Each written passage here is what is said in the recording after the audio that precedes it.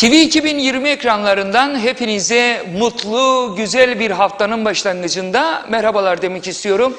Bugün çok dinamik bir programa imza atacağız sizlerle. Tabii ki bu dinamik program bizi biraz turizm sezonunun içerisinde hem anılara götürecek, hem günü yaşatacak, hem de o kadar kıymetli bir insan ki benim için, söylerken bile tüylerim diken diken oluyor. Yıllarca kendisini Kıbrıs Türk müziğine adayan ve Kıbrıs ölçeğinde ismini çok sanatçılarla vakti zamanında üniversitemden dolayı, Güney Amerika Üniversitesi'nden dolayı çok birlikteliklerim oldu. Ancak onun ismi her zaman ön sıralarda oldu. Hep geldiler dediler. Bir hocanız vardı ya. Kimdi ismi? Cemal Hoca. Cemal Özgürsel Hoca. Kendisi şu anda bizimle birlikte, o kadar çok mutluyum. Hoş geldin canım hocam. Sağ olasın İsmet'im. Teşekkür ederim. Hoş bulduk. Beni çok mutlu ettin hocam. Belli. Beni çocukluğuma götürdün. Evet. Beni efendime söyleyeyim o güzel yurtta müzik yaptığınız yıllara götürdünüz. Gaziset. Gaziset. Evet. Evet, Gaziset. Böyle tozunu, dumanını attırıyordu. Esenyeliler Orkestrası bir tarafta, bir tarafta Gaziset. Halkalar. Halkalar Bostancı'da. Sonra yavru neydi o çıkanlar SOS'in öncesi. Evet. Evet.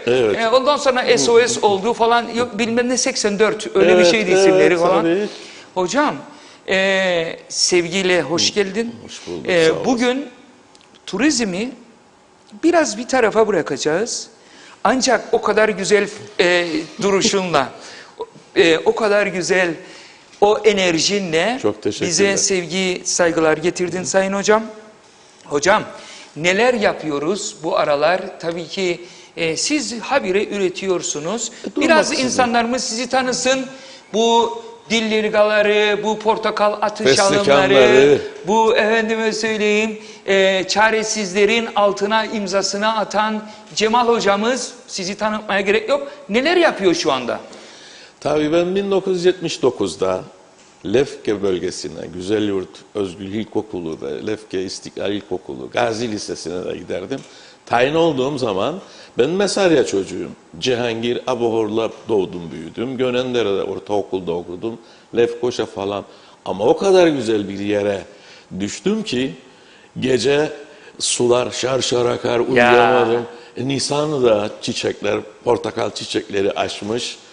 Yani onu anlatmak isterim ki ben çok etkilendim. Ve lise döneminde de çalışmalar yapardım, beste çalışmaları.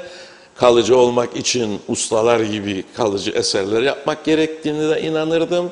Manilerimizi incelerdim, Sıla Dört gibi bir şeyler yapmak istedim. Kamran Aziz gibi. Tam yerine düşmüşüm ben. Orada daha da ilham geldi. Evet, duygunun tavan yaptığı yerler.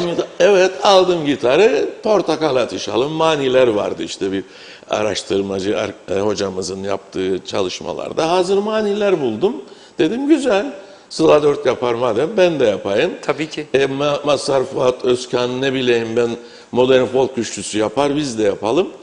Ve böylece o hızla 1980'de Gaziset kuruldu bölgedeki arkadaşlarla.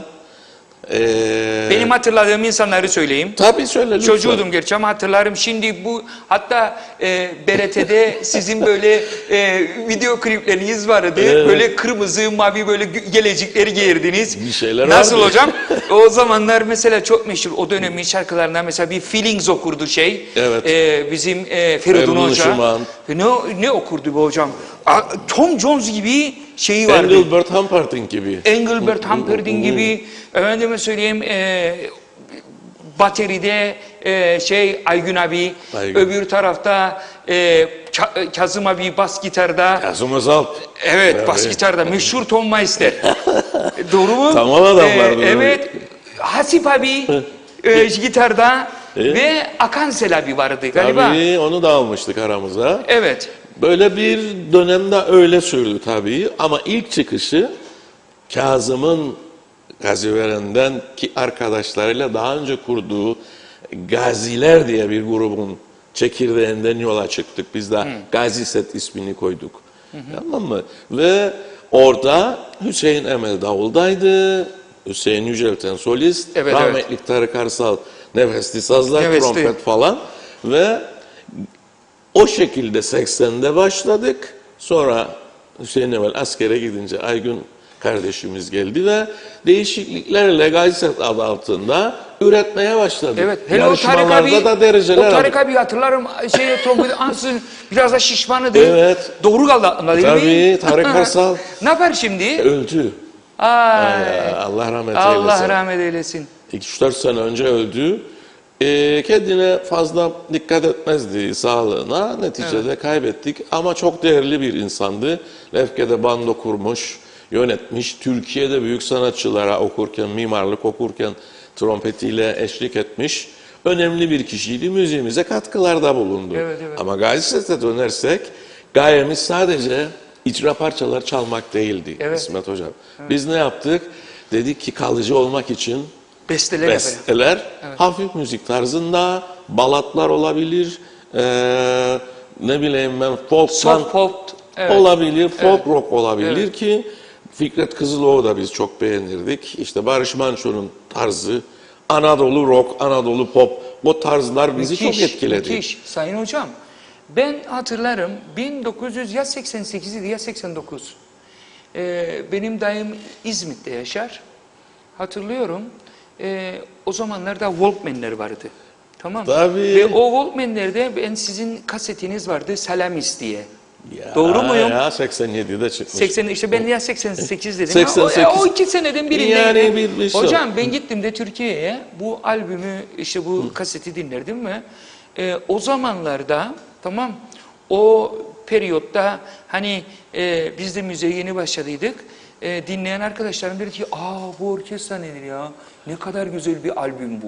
Tabii. Yemin ederim hocam. Ya en etkili, en tesirli, en iyi çalışılmış kayıt olarak da elimizde imkanlar vardı artık kanal kanal yapmaya, Yamaha bir mikserle. Evet. Ondan dolayı o güzel oldu, nitelikli oldu. Haklıydılar yani orada Evet, evet. beğenmekle. Diğerleri de bir başlangıç tabii şey olarak kalıcı eserler ama Salamis, şimdi bunlar hepsi yüklüdür. Neler yaptığımı sordum ya, Ablamoğlu işte Kutay Alicik müzik öğretmeni evet. ve stüdyosu falan var. Bu yeğenim benim bunları aldı, düzenledi ve dijital platformlara Müthiş. koydu. Spotify'lar bilmem neler. Evet. iTunes, Spotify 116, 120 dijital platformda YouTube'da dahil Cemal Özgürsen şarkıları olarak. Tabii Gazi Set'in amblemiyle. Evet. Yani çünkü ismime çıkması gerekirdi besteci olarak. MESAM'ın da üyesiyim tabii Türkiye'de. Onun üzerinden bunlar bir senedir, 1,5 senedir yayındadır. Yani turizme katkı koymak amacıyla yapılmış çalışmalardır. İşte Yani, Cemal Hocam bakın ne güzel söylediniz. Bunlardır turizme bir şekilde de katkı. evet. Yani bir ülkeyi ön plana çıkaran Sayın Hocam Sanatı, sanatçılarıdır. Tabii, sanatıdır. Sanatıdır, sanatçılardır, yetiştirdiği güzel insanlardır. Kültürüdür. Sizler gibi. Ben bir de buna çok şeyim. Ansızın birisi çıkar, yetişir falan filan. Evet. Ülke sahip çıkmaz. Sahip çıkın insanlarımıza. Bir Cemal Hoca, ben buradan ekrana döneyim. Bir Cemal Hoca. Kaç Vay yılda İsmet. bir gelir, belki de gelmez. Böyle bir güzel duygu, böyle güzel bir yürek, böyle Gönül. güzel gönül, böyle güzel bir insan. İşte birazdan kendisiyle çalıp söyleyeceğiz. Anlayanlar anlasın. Hem de sivrisinek saz anlamayana da. Nasıl İdare hocam? edeceğiz. Bak Aşık Veysel Evet. rahmetli Sivrialan, Sivas'ın Sivrialan köyünde Evet. 7 yaşına kadar görmüş dünyayı. Sonra çiçek hastalığından gözleri görmez olmuş ve bu adam, bu üstad almış ki doğal haliyle yapmış. Evet. Kimse Bir de saz. sahip çıkmasa bile Evet. o yapmış. Evet. Ben de o doğallığı seçtim. Birileri yardım etmeye kalkarsa yönlendirir hocam. Bunu da söyleyeyim yani Yaşa canım bunu hocam. yap dersene bunu yap. Ben doğal olmak isterim. Cebimde kaç para varsa da emekliliğimi ben gittim Türkiye stüdyolarında gayet O kadar. kim yapar ki herkes villa alırken ben Aynen. oraya gittim. Yaşa hocam. Çünkü devlet küçük bir devlet imkanları var. Niyet de başka bazı konularda. Yani birine verirsem o birileri de takılacak peşine. Hak eden de alacak, hak etmeyen de alacak bu parayı. Daha iyisi iş vermeyelim, yardım etmeyelim gibisinden. Dünyada nasıl döner hocam bu? İş dünyası yapar bunu, sponsor olur. Bakın konserlerin altına, Tabii canım. CD'lere Tabii, tabii. görürsünüz falan şirketler. Büyük şirketler. Tabii sponsor olur ki Dünya Bankası'ndan onun CV'sini göstererek ben bunlara işte özürlülere yardım ettim, bilmem nereye yardım ettim, çevreye yardım ettim, sanatçılara. Sosyal sorumluluk projesi. Değil mi? Bunu aç istersen ki örnek olsun. Yani tanınmamışlığın getirdiği bir şeydir bu. Halbuki tanınmış ülkede o koşturur, iş adamı koşturur sanatçının peşinde. Gel benim şirketimin sanatçısı ol.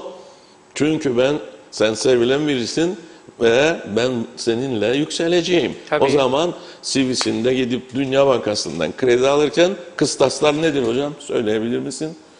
İşte hocam güvenilir olmak, Evet. ondan sonra dünyaya yardım etmek, insanlığa yardım etmek, bu büyük multinational corporation'lar Evet. bu gibi şeyleri ön plana çıkar. Evet. İşte onu ona da verin. almak için, evet, Bu işte kıstasların içinde kültür, sanat ve spor ve yardım, charity'lere yardım etme. Evet, evet. O derler ki senin gayen sadece para kazanma değil, senin bu insanlığa yaptığın katkıdan dolayı sana veriyoruz krediyi ve insanlığımızla dönsün. Yani mutlu ol, mutlu et. Aynen. Ve dönsün. Böyledir dünyada. tabii canım. Hocam, Ya. şimdi aslında bir de döneyim Güzel Yurttaş'tan o mottoya. Tamam ya hocam işte. şeyleri ya bir SOS çıktı mesela. Hala daha Muhittin abiler, o yandan Kamil abiler, Tabii. bizim Özçelikler falan, Even'lar, Evet. hala daha bu insanlar müzik icra ediyorlar. Ne kadar güzel hocam. Bu işte bu insanlar aslında aynı şey gibi. Ha ben mesela şeye de çok hocamız, sen söyle Feridun Işıman hocamıza çalma şerefine nail oldum. Tabii, o Üniversiteye sese. Girne Amerikan'dayken. Tabii. Hocam beraber çaldık, söyledik falan. Hocam çaldık, söyledik. Başlayalım. Başlayalım artık. Başlayalım. Çünkü Çıkalım. hep bunlar uzar gider. Hep bunlar uzar gider. Tamam. Evet. Sevgili Turizm Hayatları izleyicileri, şu anda belki de tabii ki en sona bıraktık. Biraz değişik versiyonuyla yapacağız Dillirga'yı ama şu anda Cemal Hocam'ın imza attığı ve beni yürekten çok etkileyen derseniz en fazla beğendiğin şarkısı hangisidir? Hepsi çok güzeldir ama Cemal Hocam'ın Çaresiz diye bir şarkısı vardır. Uygun görürse hocam siz onu Rica çalın. ederim hocam. Beraber söyleyelim. Olur mu? Söyleyelim ya o güzel sesinle, o güçlü sesinle. Estağfurullah. Yo, ne, estağfurullah.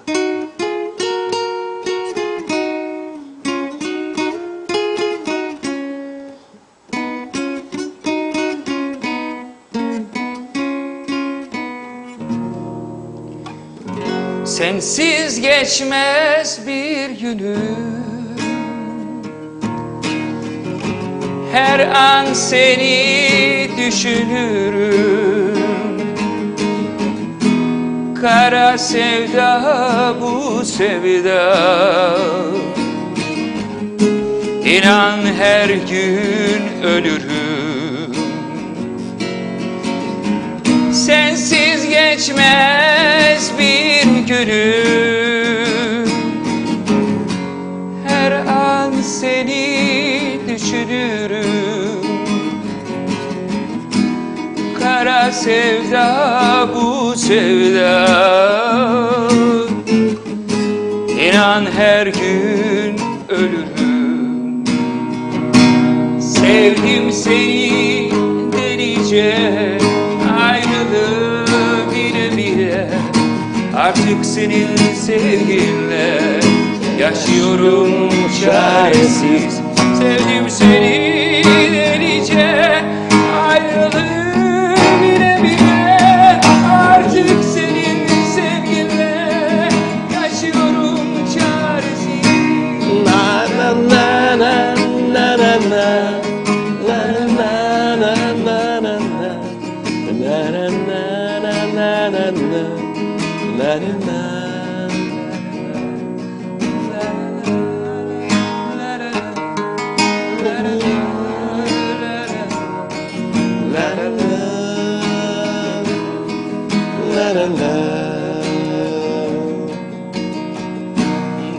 aşk yasak olsa da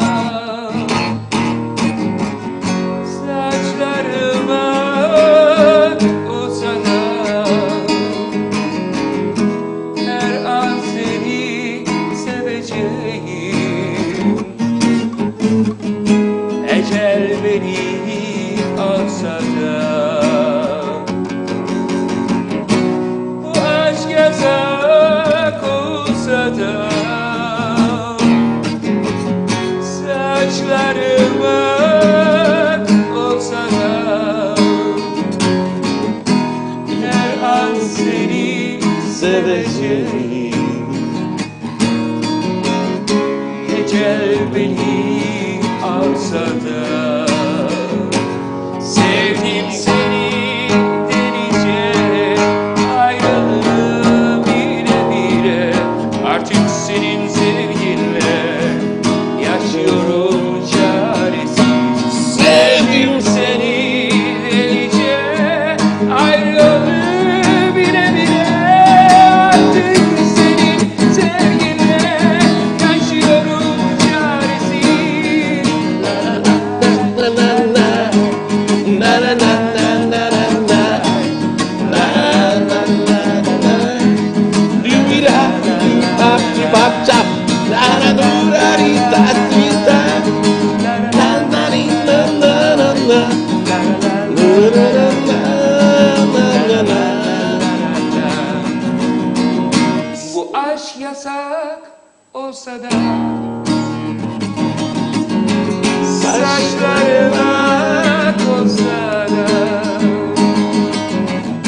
her an seni seveceğim. Ecel beni alsa da Senin güzel gözlerin, ah gözlerin, tatlı şirin sözlerin, tatlı şirin sözlerin, inan seni. bir gün bile görmese Vay vay vay. bilsen nasıl özledim. Sevdim seni delice, ayrılığı bile bile artık senin sevginle yaşıyorum çaresiz. Sevdim seni delice, ayrılığı bile bile artık senin sevginle yaşıyorum çaresiz. Sevdim seni delice, ayrılığı bile bile artık senin sevginle yaşıyorum çaresiz.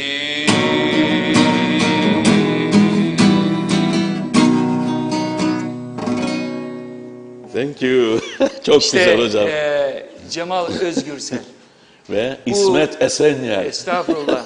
Bu besteyi yaptığı zaman belki de ben 7-8 yaşındaydım ama düşünün o zamanlardan bu zamana gelene kadar bizim gönül deryamızda o kadar bir etki etmiş ki Sayın Hocamın bu güzel sözleri her zaman bir gün böyle muhabbet olduğunda her zaman söylediğimi de bu güzel stüdyodan ifade etmek isterim. Biliyorum ben de farkındayım. Çok teşekkür ederim Sayın Hocam.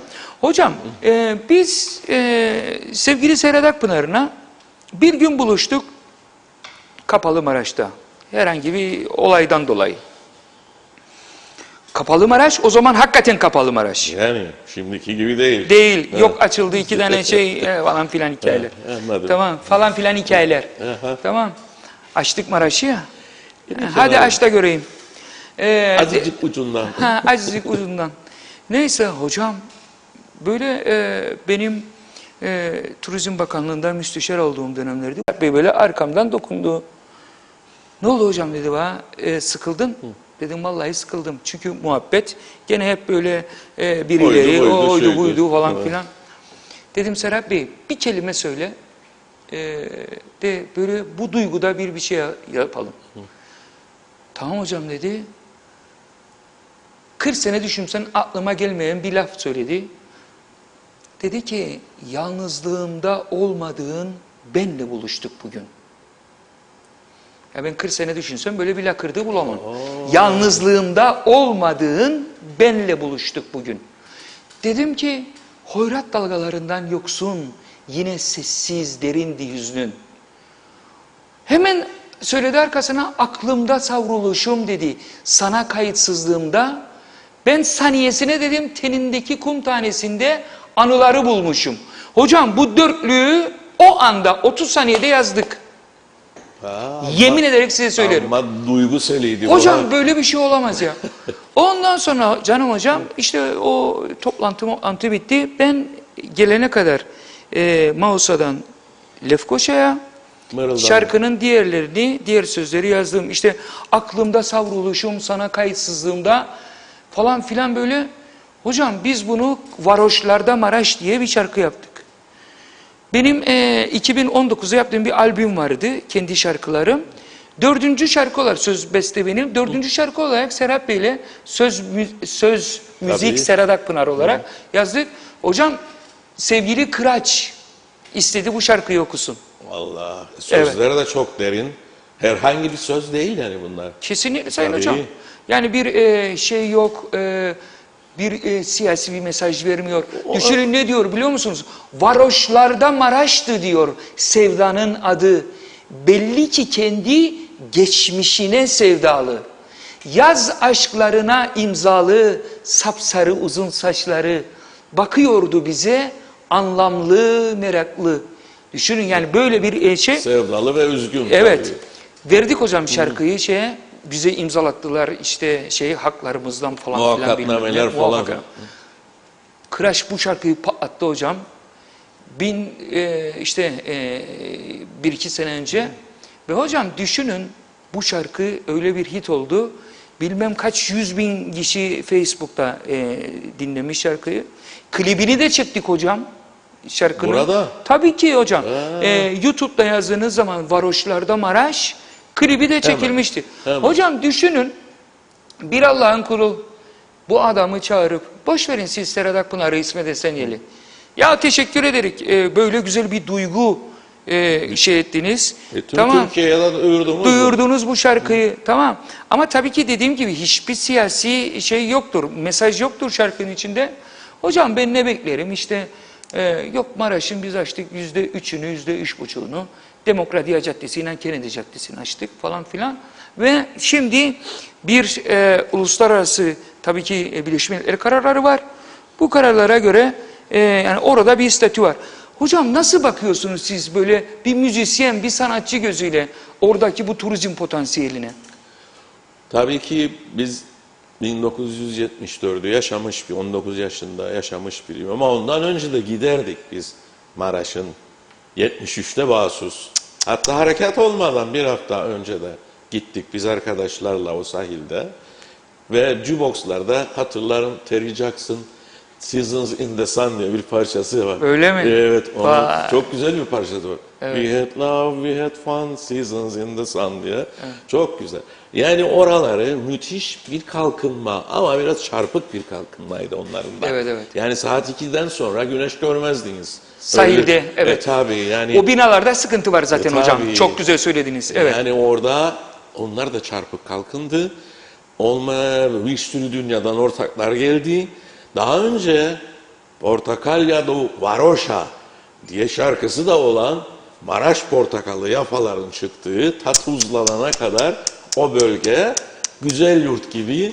Evet. Hatta Portakal merkezi oldu. Portakal merkeziydi o. Maraş Evet. portakalı. Evet. Yani bugün 85 yaşında olanların çocukken 40'lı yıllarda, 30'lu yıllarda Maraş portakalı yediklerini biliriz. Sonra tuzlandı. Evet. Ve yerine turizm geldi. Evet. Ama hızla kalkındı. Aynısını yapmadılar. Prodaras'ta, Paralim'de. Evet, evet. Yani o şekilde. Planlı geliştiler. Bence iyi de oldu. Bak başka türlü radikal söylerim. Evet, evet. Yani bir harekat olacakmış, ara bölge olacakmış ve bir kent kaderine terk edilecek diyor Nostradamus ve o orada kalacak ve kalsın öyle daha iyi. Öyle çarpık olacağına, tamam mı? O bize, ben turizm uzmanı, profesörüsün ama söylemek istediğim o şekilde olmasın. O betonlaşma olmasın orada. açılırsa bile bence hepsini yıkmak lazım. Canım hocam bravo. Dilimden aldınız. Zaten hocam ben açıldıktan sonra da tesisleri gittim yakinen gördüm ama benim ilk doktoramı yaptığım dönemlerdeki bir konumdu Çakderdi Maraş. Evet. O dönemlerde Sayın Hocam hani Rumların şeyleri daha düşünün yani 1997'lerde orayla ilgili yapılan şeylerde denirdi ki yani temelleri ciddi anlamda bakımsızlıktan bitmiştir hocam o binaların. Zaten onu onarıp da tekrar altyapı, drenaj, oradan arıtma tesisleri. Evet, evet. Yık, temizle ve Tabii. dümdüze Prodaras gibi yap. Ama Evet. yok ki bizdeki kaldırılan binaların Evet. yani yapabilirler. Şimdi o know-how'ı, o tecrübeyi edindi insanlar ve mal sahipleriyle bizim idaremizde açılabilir. Aynı mal sahiplerinin bizim ile hocam çok güzel noktalara temas eder. Doğrusu ama. Sanatçı ruhu bunu söyler. Biz geçen yıl Girne Amerikan Üniversitesi Turizm Fakültesi olarak aşağı yukarı 1450 kişilik bir survey yaptık hocam. Maşallah. 1450 kişinin surveyde yabancı, turist, lokal insanların verdiği ortak şey orasının lokal insanların geriye dönüşü ancak Kıbrıs Türk İdaresi'nde Öyle. açılması Tabii. sonucu çıktı. Ve hocamın dediği gibi orasını ya yıkacaksınız ya da hocam çok enteresan %61'e %39'luk bir sonuç çıktı. Neydi biliyor musun? Neydi Millet orada bir retro 74'de sahip 74'ü bozmayarak retro bir dizaynla barların, kıyafetlerin bilmem ne böyle bu yani 70'li yılları yaşatmak istemiş. Mesela %61 insanlara dedi ki orası yıkılmasın. Otomobiller aynı Küba'daki gibi 70'li yıllara böyle şey olsun ve o binalar orada restore edilsin. Çok enteresan. Böyle çıktı sonuç. Yani o yüksek apartmanlar kalsın mı? O da kalsın ve o dönemlere göre içindeki mefruşat, o şu bu falan ona göre dizayn edilsin. Retro dizayn. Yani düşünün bu da bir turizm olabilir ha. Yani bir Dubai yaratabilirsiniz tekrardan hocam ama. Daha şimdi senin temeller bozuldu. Altyapı gitti. Güneş görmez saat 2'den sonra. İşte hocam. Ne olacak o iş? İşte bilmiyorum. İyi Yani ne olacak ki? Halkın söylediğini ben söylerim. Anladın ya Doğrusu. ben de O otantik evler, eski Maraş'ın portakal bahçeleri, o yani Marsilya'na yahut diğerleri ne yapmış olabilir bakarız onlara ama bu zaten 50 senedir köhne olmuş. 100 sene değil mi bir şeyin ömrü? öyle canım. Öyle. Yani bir binanın, beton binanın ömrü 100 sene, 120 sene. Ne olabilir? Yapabilirler istedikten Evet. sonra ama tabii Birleşmiş Milletler'in bilmem onların da devreye girmesiyle olumlu bir belirsizlik içinde sürecek bu. Yani Evet. kötümser değil, iyimser İyimser, bir belirsizlik içinde kalacak. O bir takas şeyidir. Çözümde ortaya konulacak bir kozdur. Evet. Yani düşünün siz 15 Temmuz'da darbe yapıldı Yunan cuntası. Bütün adayı almak istedi. Ve Nikos Samson çıktı. Dedi ki biz Elen Cumhuriyeti, Kıbrıs Cumhuriyeti'ni yıktık. Ve bu ada şu anda Elen Cumhuriyeti ilan ediyoruz. Rüyasını görürler. Rüyasını gördü ama yaptı adam. Ve Yunanistan'a bağlandık dedi. Makarios ne dedi Birleşmiş Milletler'de? Türkiye'nin hakkı var, çıkabilir. Peki bu bir savaşla olması mümkündü. İngiltere gelmedi. Türk-Yunan savaşı oldu burada. Peki arada yani belirlenmiş miydi sınırlar? Bir öne gidebilir, bir geriye gelebilirdi. Ve bu ateşkes bile olmadı hocam daha. Yani ateşkesin imzası Tabii, yoktu. tabii. Biz de istedik olsun, Rumlar kabul etmedi.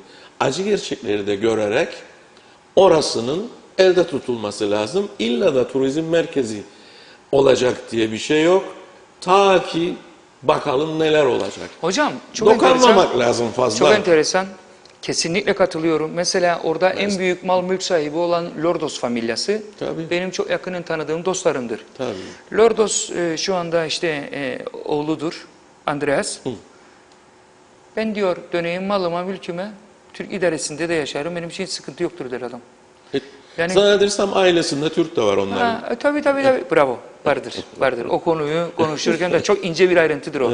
Hocam biz 70'li yıllardan konuşurken ansızın. 70'li yıllara bir dönelim. O tat Ne başkaydı diyorsun? ama ha. Ha? O tat Hocam ben başkaydı. orada kaldım. Orada kaldık biz. Hatta biraz da 60'a git.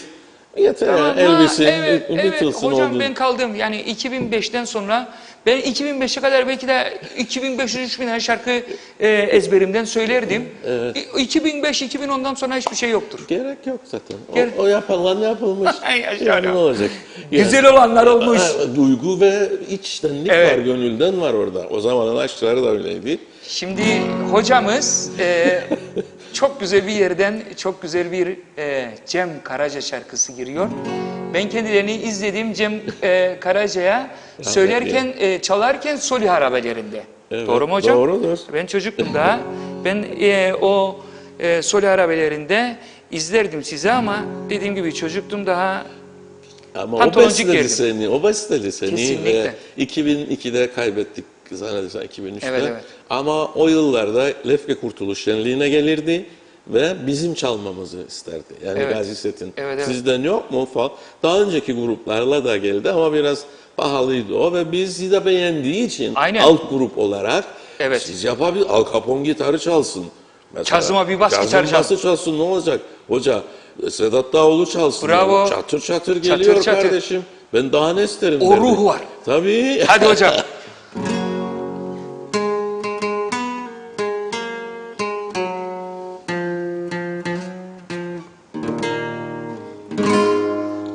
Gün sen çok gençsin yavrum. Hayat, ümit, neşe dolu. Mutlu günler vaat ediyor. Sana yıllar ömür boyu.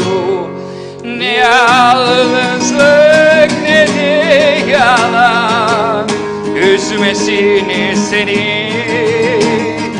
Doğarken ağladı insan, bu son olsun bu son. Doğarken ağladı insan, bu son olsun bu son. Lay lay lay lay lay lay lay lay lay. Lay lay lay lay lay. Lay lay lay lay lay lay lay lay. Lay lay lay lay lay. Bugün sen çok gençsin yavrum. Hayat ümit neşe dolu. Mutlu günler vaat ediyor. Sana yıllar ömür boyu. Haydi bakalım. Ne yalnızlık ne de yalan. Ay hocam. Üzmesin seni. Doğarken ağladı insan. Bu son olsun bu son. Doğarken ağladı insan. Bu son olsun bu son. Doğarken ağladı insan. Bu son olsun bu son. Ay lay lay lay lay lay lay lay. Ay lay lay lay lay lay. Ay lay lay lay lay lay lay. Ay lay lay lay lay lay. Evet. İşte bakın Cemal Özgürsel hocam böyle bir yürek, böyle bir duygu ve bizi o dönemlere götüren tınılarıyla Allah rahmet eylesin Cem Karaca'yı da Karaca. buradan yad ettik. Tabii ki. Kıbrıslılar çok sever. Zaten Türkiye'de de çok sevilen Aynen. nitelikli bir Aynen. yani tiyatro anne ekolünden annesi babası tiyatrocu olan özel bir İstanbul çocuğu. Kesinlikle ben de tanışma fırsatı buldum kendisiyle Tabii. Sayın Hocam. Son ölmeden önce tam bugün He? 15 Ağustos günü 2001 yılında son konserini Camelot Beach Club'da verdi. Öyle. Hocam beyazlar içinde giyinmişti. Sanki Ve de bilirdi. inanır mısınız o Camelot'ta o gece satılmayan içkiyi, yemeği falanı filanı geçtim. Hocam su şişesi bile kalmadı. Shisetsu bile kalmadı hocam. O kadar bir... Bütün Londra'dan o dönemlerde hep biliyorsunuz bizim Londres dediğimiz Tabii onlar bizim Ağustos'ta insan- gelirler. bizim Kıbrıs'a. insanlarımız tabii. Hocam Sel gibi. full up. Evet. Full up inanamazsınız. Allah rahmet eylesin. Bir konser yaptıydı ve hani kendisine geçmişi yad etmiştik. Çok güzel bir kişiliği vardı. Allah rahmet eylesin. Anadolu Rock diye rahmetli Barış Manço ile birlikte, Moğollarla birlikte Kimleri sayabiliriz? Aynen, Ersin Ersen Dağ- mi diyecek? Aynen. Edip Akbayram mı? Bravo. Erkin Koray Bravo, mı? bravo. Mazhar Fuat Özkan o dönemin, Fikret Kızılok mu ve daha neler. İşte. Bunlar neydi hocam bilimimizin hikmeti? Yani 50'li yıllarda, 57'de Fender Stratocaster yapıldı. Yes. Daha önce bütün gitarlar böyle tahtaydı. Evet. Bununla belli bir yere kadar dokunuyorsunuz tahta yumuşaklığında. Ama amfiler çıkınca ve elektro gitarlar ve sağlam baba daş gibi rock oldu, kaya oldu. Evet. Adamın o yüksek ses kalbine, beynine High vurdu. volume. Evet. O zaman dediler ki biz de çalalım. Yani bağlamayı çalarız köy meydanında gitarı 10 kişi, 20 kişi. Bununla madem stadyumlarda konser veriliyor, Evet. baktılar ki 67'ye doğru Türkiye'ye de girmeye başladı bu elektro amfiler, davullar, baslar, gitarlar ve yükseltici amplifierler. O zaman dediler ki biz bunları sunarken niye Batı'nın Beatles'ın yaptığı gibi, Richie Blackmore'un yaptığı gibi, Jimi Hendrix'in yaptığı gibi yapmayalım ama ezgiler bizden olsun. Aynen. Sentez. Aynısını çaldığında olmaz ki yani. Kopya. Elvis'i çal. Hatta babası yuhaladırmış kendisini. Elvis çalar, Robert Yaşa. Colletti. Evet öyle evet. Doğrudur. Ya baba ne yuhalattın? Demiş biz de oynadık oğlum yabancıların oyununu ama kendi oyununu yapacaksın ki kendi eserini yapacaksın da kalıcı olsun. O zaman başlamış yapmaya 67'de. 67'de. 67'de Hocam, doğdu. Türk Anadolu roku ve popu. düşün, bilmem tabii ki buradan sevgili babacığım da beni izler. Selamlar kendisine. Aleykümselam Cemal hocamızdan sevgili babam sana selamlar. Şimdi buradan nedir hadise? O diyor ki Lemos'una geldi Cem Karaca konsere. İsmet diyor biz onları götürdük bir Ermeni müzik dükkanına. Leon'a. Bravo. Ve dükkanı satın aldılar ve gittiler diyor. Yoktu çünkü Türkiye. Yoktu çünkü Türkiye'de yoktu. Özal'dan sonra açıldı. Aynen öyle. Liberal ekonomi daha önce üstünüzde 100 dolar bulsunlar hapse koydulardı. Neyi getirecektin? Yani devlet politikasıydı bu. Askeri darbe, Özal, rahmetli Özal'dan sonra liberal kapılar açıldı. Daha iyi oldu. Üretimde daha iyi standartlar attı. Hele Avrupa Birliği'ne biliyorsun o yasalar hep karşılıklı düzenlendi ve standart yükseldi. Evet. Çünkü senin ürettiğin standartın altındaysa almam dedi. O zaman bana uyacağım ve başladı televizyonlarda her şeyi de standart Evet. Avrupa standartlarına üretim yapan bir ülke oldu. Yani o liberal açılım da iyi geldi ama bulamadıkları için o insanlar Şanar Yurda Tapan gitmiş yurt dışına Melike Demiral'a. Evet. Geldiğinde elinde bir gitar demişler koymayız bunu yasaktır. Düşün. Düşünün adam Şanay Yurda Tapan petrolü yaptı yurt dışına gitti. Aynen Gelirken öyle. gitar. Evet. Ya demiş memur müzisyen nereden anlayacağız? Çal bakalım demiş yanına. Bileyim müzisyen minsen.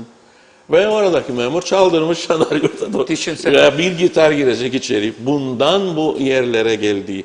Bizden giderdi her şey plaklar da Rum. Tabii canım. Yani onlar Ermeni. Evet, Onlar da evet. Ermeni. Gittiler Evet. gördüler ve sağlam alışveriş yapıp biz müzisyeniz diye koyup arabalarına götürdüler. Aynen öyle hocam. O zaman yoksa şimdi de artık o günler geride kaldı. Türkiye çok ileri durumda müziği de. Yani istediği gibi üretip istediği gibi Hocam, istediği malı satıyor. Şimdi sizin de prodüksiyona verdiğiniz ehemmiyetten biliyorum. Eski Cemal hocamın öyle güzel müzik aletleri var. Babamla beraber zamanında onlar Kıbrıs'a en güzel müzik aletlerini getiren insanların başında gelir. Hocam, Araştırırdık İsmet aynen. Hocam. Yani şimdi bir farfisalar, şimdi nerede böyle aletler? Efendim söyleyeyim Casio'lar bilmem o dönemin Ben ama söyledim. Hep düşün yani neler. O yüzdendir ki şimdi biz müziği şart değil. Ben çok üzülüyorum. Hocama şimdi bu konuda bir soru sormak isterim. Buyurun. Kıbrıs'ta o kadar güzel müzisyenlerimiz var ki ben eski bir otelci olarak 23 yıl otelcilik yapan bir kişi olarak her çalıştırdığım tesise mutlaka hocam Kıbrıslı müzisyenleri koydum. Tabii ki o bizim kültürümüzü o yansıtacak. Yani hocam nedir hadise? Hem ekmek yesin. Tamam yani tamam Kazino'nun programlarında getir X, Y, Z Türkiye'den ki müşterisi de onun. Müşteri, tamam ama sen restoranda, lobide, ne bileyim ben happy hours'larda tamam benim müzisyenlerimi kullan, bu insanlar da ekmek yesin. En büyük hocam benim hassasiyetle üzerinde durduğum konulardan biridir. Ne düşünüyorsun hocam bu konu hakkında? Çok güzel düşündün. Çünkü şu anda gerçekten de yalnız müzik yaparak geçinen amatör ve yarı profesyonel güzel insanlarımız var. Niye o zaman onlar burada çalmasın, yapmasın? Çok mu zor? Verecek. Zaten burada yaşar. Ne Tabii uçak bileti ister gelsin, ne ev ister, ne otel ister. Evinden Bravo. çıkacak. Ne de bir yemek ister. Hiçbir şey istemez. O gelip çalacak orada. O kadar. Ve İngilizcesi de çok güzel. Bravo. Bizim İngilizcemiz tam İngilizceye yatkın Aynen. bir şekildedir. Aynen. Ucuza çaldırayım derseniz de ben onu yedireyim. Karavanadan da yatsın orada da çalsın. O güzel bir şey değil. Biz dikkat etmemiz lazım. Tabii yasal haklarda telif hakları falan filan olması gerekir. Düzenlemeler başka ülkelerde olduğu gibi. Ancak Youth Room tarafında yabancı müzisyenler belli oranda gelebilir. O da kısa süreliğine. Ama kendi müzisyeni varken sendika der ki hayır burada bu adam bu Yunanlı çalamaz. Ancak özel anlaşmalarda bizde olmayan müziki şeklinde çalabilen biri varsa gelebilir. Ama varsa kemancı sen getiremezsin onu. Beğen içinden bunların ve ona göre anlaşma yap. Tabii. Bu sendikal haklardır ama müzisyen de öder aidatını. Nasıl Tabii. bizim öğretmenler sendika. Ben çıktım 96'da ve hala daha üyesiyim. Emekli adam kıtısın. Çünkü o gereklidir. Evet. Bütün o nakil haklarını, sosyal hakları bu devlet tanınmış olduğu zaman zaten dünyayla bağlantın olur. Ve onlar sana uygular bunu. Yani Avrupa standartlarına gireceksen o şartlara uyacaksın. Yoksa ikaz alırsın, Tabii. ceza alırsın. Ve böyle olması normaldir ama şimdi biraz böyle muallakta olduğu için her şey. Maalesef. Keşke senin gibi düşünse bütün otel yöneticileri. Estağfurullah düşünmek zorundadır hocam. Düşünenler de oldu ama yani bizi isim vermeyelim Girne tarafında çok iyi. Kendisi de müziği seven insanlar. Tabii canım, Kalkıp tabii, dans tabii. eden Tabii. sahipleri vardı. Alıp mikrofonu söyleyen. Evet. Evet. Ortamı yani bizim gibi adamlar yani bir şekilde ama sadece müzik yaparak geçinmek de zor bir hoca. Ben müzik öğretmeniyim. Öğretmenim diye maaşım vardı da yan Tabii ürün canım olarak ekstra. yapardık. Tabii canım. Yani o, bunu o geçmiş dönemlerde de böyleydi Sayın Hocam. Yani şimdi de Kıbrıs'ta bir tek müzisyenlik yaparak kimse benim oğlum şimdi hocam. ya o cazcı adam o klasik. Şimdi ama dedim ona. Yani bak bunu seçiyorsun. Ya. Tamam ancak ben bilmem yani bir yere kadar senin yok baba benim Akademisyen aşkındır. olur. Aşkındır bu o zaman tamam al caz cüz yap da Yok, bırak. sonra içimizi caz ettirme. Hiçbir şey daha iyi olur o bilsin bırak. Evet. 20 ton kaldıran bir kamyon düşün sen. Yükü. Evet. 2 tonu zaten kaldırır o. Evet, Hafif evet. müziği gene yapar. Evet. Yeter ki müzik denen olaya saygılı olsun. Yani ben caz yaparım, klasik yaparım da hafif müziği üvey evlat görürüm. O olmaz müziğe. Müzik bilen insan saygısızlık yapmaması lazım. Canım hocam Ya. en büyük ne kadar güzel söyledin. İnşallah benim oğlan izliyordur programı. İnanır mısın? Sen cazın bilmem ne şeylerini Ya o artist partisyonda seviyesi çalabilir. ha. Tamam o beni şey etmez. 13'lü, Ya 11'li artık 9'lu. bravo. Sen ne bileyim ben level 8'i de yaptın. Bilmem ne school'da. Evet. London School of Music tamam. Ama sen hafif müziği de yani sen bir repertuar yap. Bir şeyler Klayderman yap. gibi çal yani. Ha evet. Ne bileyim ben Yaşar Güvenir gibi. Aynen. Sensiz sadetliymiş desin yani. Tatmadım bilemem Ama ki. caz istediğinde de Evet. Şevket Uğurlar gibi serpiştirsin. O kadar. Zaten odur olay. Yani iyi ki öğreniyor. Yarın yaş aldık sonra pişecek ya. Evet. Dönecek sanat müziği de dinlesin emin ol. Ya hocam ben oldum şimdi.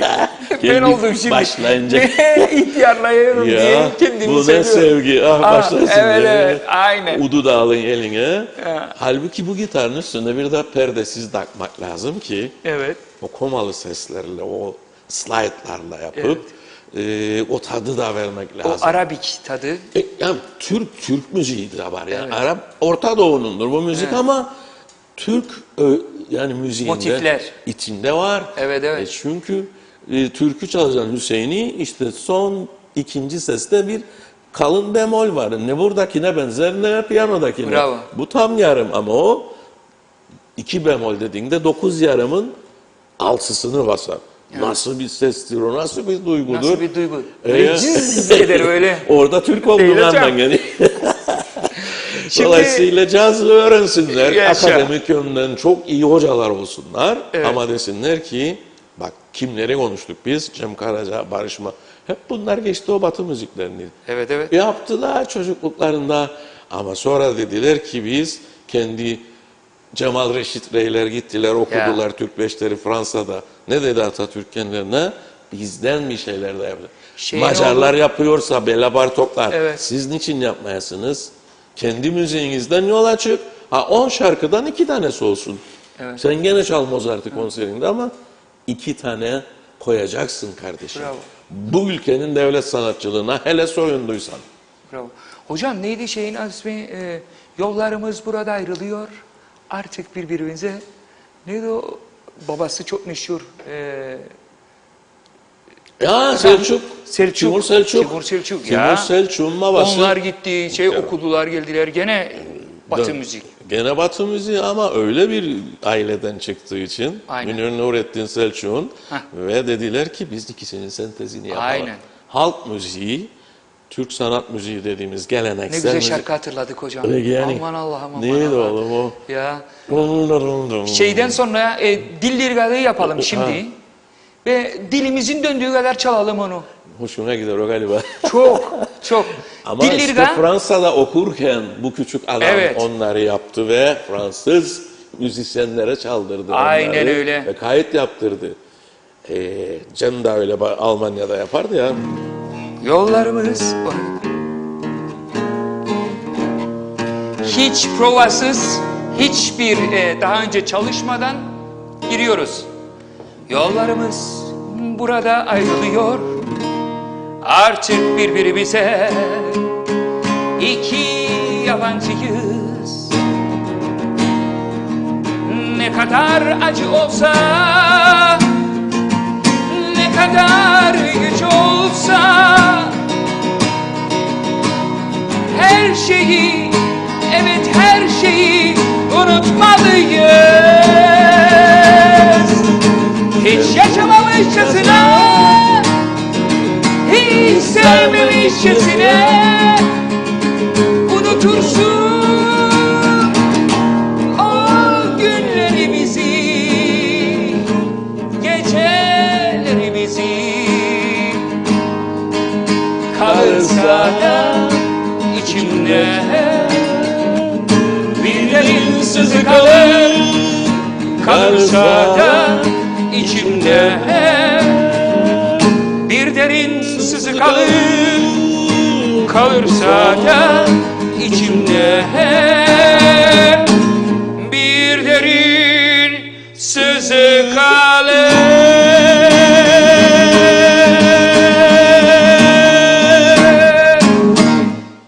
Yapmış adam yani. Yapmış hocam. Yani ünlü Biz de, şairleri de kullandı. biz de söyleyebildiğimiz kadar söyledik. Ama odur, oradaki sesti o. Değil mi Sesim hocam? gider diye oradan aldım. Yani re minöre de çekerdim ama orijinali bu. Sürçülisan ettikse Evet, yani bir şey affola ama yani o tamamdır. ilk defadan iyi bile söyledik değil Tamamdır. hocam? Ümit Yaşar Oğuzcan'ın şiirlerini bestelediği, Evet. başka daha da yani bu sentezi yaptı bu arkadaş, Evet. bu hocamız. Allah rahmet eylesin ona da. İşte en sonunda adımız Cemal, soyadımız Özgürsel. İsmet, dedenin adı.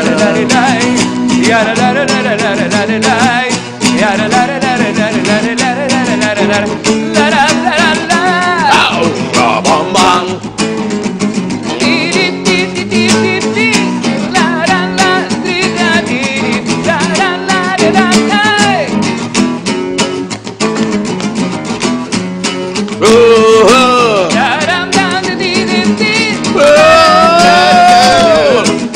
Dilleri kanır tepeleri denize bakar.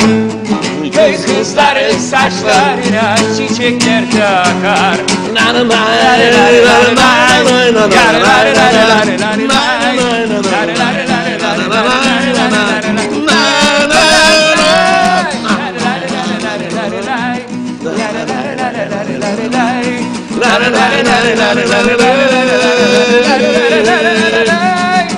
Elleri karanlık gece geçtim, suyundan içtim. Oh yeah. Nazlı güzel bir yer gördüm, kendimden geçtim. Yaralalalalalalay, yaralalalalalalay, yaralalalalalalay, yaralalalalalalay, yaralalalalalalay,